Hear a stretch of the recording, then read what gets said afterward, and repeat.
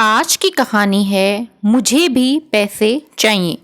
आप घर में तो सबको तीज त्योहार पर पैसे देते हो और मंथली पॉकेट मनी भी देते हो, लेकिन मैं भी आपकी पत्नी हूँ। मुझे आपने कभी कुछ नहीं दिया। श्रुति ने अपने पति माधव से शिकायती लहजे में कहा। पति के जवाब देने से पहले ही उसकी माँ देवकी जी गुस्से से बोली, बहू, मेरा बेटा अपनी माँ और भाई बहन को पैसे देता है तो क्या तुम्हें बुरा लगता है? तुम्हें रुपए चाहिए तो जाओ अपने माता पिता से मांग कर लाओ, और वैसे भी तुम्हें रुपयों की क्या जरूरत। वाह माँ जी, आप माँ हैं, जीजी इनकी बहन है, भाइया भाई है, उसी तरह मैं भी तो इनकी पत्नी हूँ। इसलिए आप लोगों की तरह मेरा भी पूरा पूरा हक बनता है कि मैं अपने पति से खर्चा मांगू।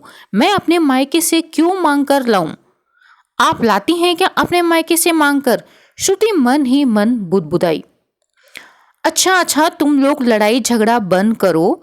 माँ, श्रुति सही तो कह रही है, वो मेरी पत्नी है, उसका भी पूरा हक है मेरे ऊपर, और मेरे कमाते हुए वो अपने मायके से मांगने जाए, ये तो मेरे लिए बहुत ही शर्म की बात होगी। श्रुति, अब से मैं तुम्हें भी तीज त्योहार और मंथली पॉकेट दिया करूंगा।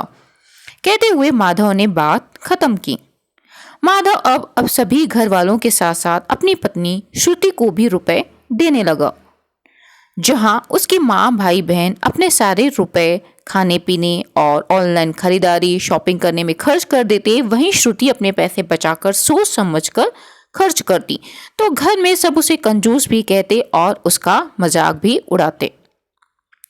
सासू माँ और ननद तो यहाँ तक कह दिया करती कि अपने मायके में शायद दे आती होगी, हमारे ऊपर क्यों खर्च करेगी। एक दिन अचानक ऑफिस से आते समय माधव का एक्सीडेंट हो गया। आनन फानन में उसे अस्पताल ले जाया गया। उसे बहुत ज्यादा चोट भी आई थी, खून ज्यादा बह गया था। उसकी सर्जरी के लिए डॉक्टर ने फीस जमा करने को कहा। तो माधव के परिवार वालों के अब तो चेहरे की हवाइयां उड़ने लगी। तभी श्रुति ने अपने कार्ड से अस्पताल का बिल जमा किया और माधव के लिए ब्लड का इंतजाम भी किया। इधर सब सोचने लगे कि श्रुति के पास इतने रुपए कहाँ से आए। तो वो कोई जॉब भी नहीं करती, लेकिन उस समय पूछना मुनाफिस नहीं था।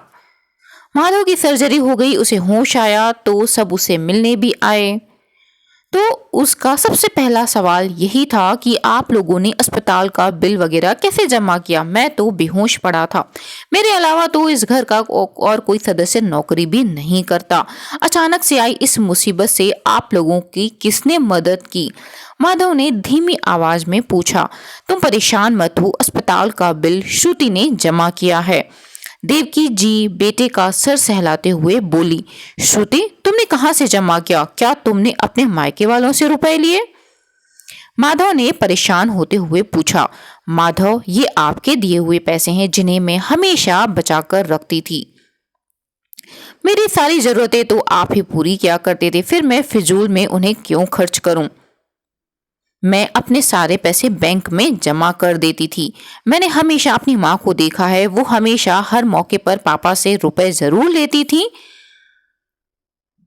और पापा भी उन्हें कभी मना नहीं करते थे। जब भी घर में ऐसी कोई जरूरत आ जाती तो माँ की बचत ही काम आती। पापा को भी माँ पर पूरा भरोसा होता था कि घर में किसी के पास रुपए हो न हो, लेकिन माँ के पास जरूर होंगे। मैंने भी उनसे ऐसे ही बचत करना सीखा है, इसलिए हर समय आपसे मंथली खर्च और तीज त्योहार पर रुपए मांगती रहती थी। आज वही रुपए इकट्ठे होकर 1 लाख रुपए हो गए थे। आज अगर ये रुपए नहीं होते तो मैं क्या करती? कहते कहते श्रुति सिसकने लगी। बहू, जिस घर में तुम्हारे जैसी अच्छी समझदार गृहिणी होगी वहां कभी भी कुछ बिगड़ नहीं सकता। माधव तो हम सभी को बराबर पैसे देता था, लेकिन हम लोगों ने कभी भी बचत के बारे में तो सोचा ही नहीं। सब पैसे अपने ऐशो आराम पर हमने खर्च कर दिए। सोचते थे कि बाकी सारे खर्चों की जिम्मेदारी सिर्फ माधव की है। कभी लेकिन ये नहीं सोचा कि कभी माधव को कुछ हो गया तो हम लोग क्या करेंगे। और आज वही हुआ। अगर तुम्हारी बचत की हुई रकम नहीं होती तो माधव की सर्जरी कैसे होती? हमारा बेटा हमारे हाथ से निकल जाता। मैं तो यह सोचकर सिहर जाती हूँ कि देव की भी फर्क भी रोने लगी। भाभी, आपने हम सबको बहुत ही अच्छी सीख दी है कि हम सबको भविष्य के लिए बचत जरूर करनी चाहिए। पता नहीं कब कौन सी जरूरत अचानक आ जाए, ननद ने दिशा कहा। अब तो मैं तुम्हें ज्यादा रुपए दे दिया करूंगा, कम से कम तुम जोड़ कर तो रखोगी और समय आने पर हमारे काम भी आएंगे। क्यों माँ, कुछ गलत तो नहीं कहा? तुम्हें बुरा तो नहीं लगेगा कि बेटे ने अपनी पत्नी को मुझसे ज्यादा रुपए दे दिए? कहते हुए माधव हंस दिया। हाँ हाँ बिल्कुल दो, सही मायनों में तो वही ग्रह की लक्ष्मी है जो भविष्य के लिए बचत करना जानती है। देवकी जी ने भी हंसकर बेटे बहू का हाथ थाम लिया। फ्रेंड्स, ये थी एक छोटी सी कहानी, बचत बहुत जरूरी है। कैसी लगी कहानी फ्रेंड्स? कहानी अच्छी लगी तो प्लीज़ वीडियो को लाइक करें, शेयर करें और चैनल को अवश्य सब्सक्राइब करें और अपने विचार भी अवश्य कमेंट्स में लिखें। अभी के लिए इतना ही, शुक्रिया।